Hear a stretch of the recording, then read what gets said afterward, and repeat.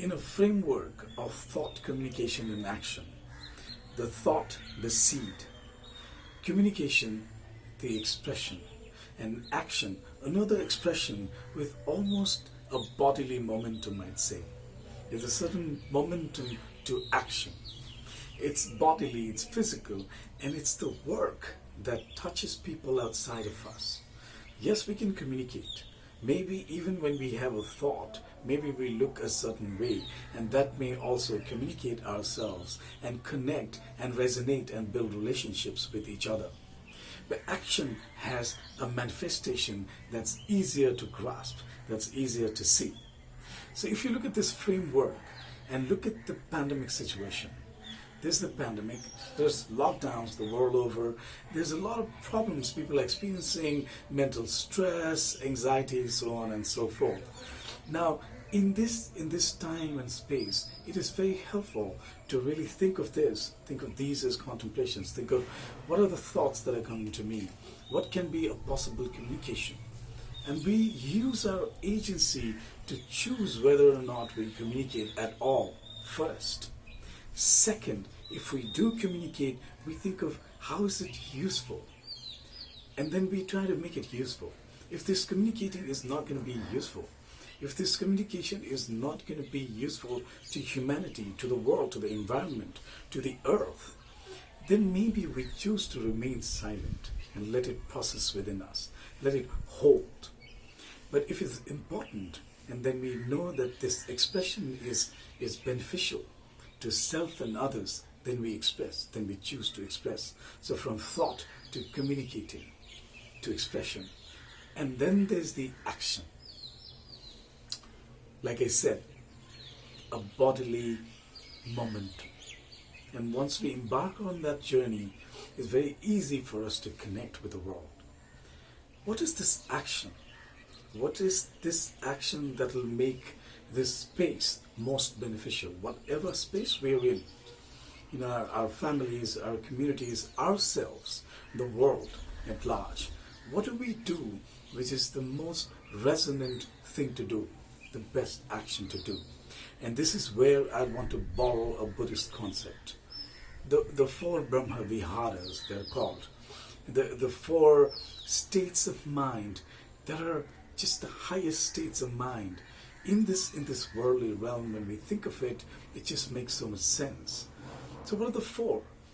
The four are loving kindness, compassion, joy, empathetic joy, I'd call it, and equanimity. Now, why are they important? I'll come backwards. If we think of equanimity, it is something that if it pervades over all of our actions, then it'll keep us balanced, disciplined even, and it'll make us humble, intellectually humble. It'll make us feel that whatever we are doing is what we do. We do not do this to go to a certain extreme, to establish ourselves and our work, and so on and so forth, and also think of reaping benefits out of it. So it'll just make us disciplined, and that's enough. So equanimity, being in this state where we are equanimous to pain and pleasure, to suffering and happiness even, and we offer ourselves fully and completely without grasping and holding on to ideas and mental concepts. And then we move on to empathetic joy. I'm coming backwards. Anything that's happening good, any good that we do, any good that we see around us, we connect to that space and rejoice in our minds. Even if we're not the direct agency, even if we're not really doing it ourselves, we rejoice. We empathetically rejoice. Just think of that mental state. So from equanimity, just this beautiful sense of being, to having this joy. And in that, when we think of loving kindness and compassion, and I would not really go on elaborating it, because in my style, whenever I think of sharing something, I believe in human agency. I believe that all of us can process things ourselves. And whatever we share so that we connect.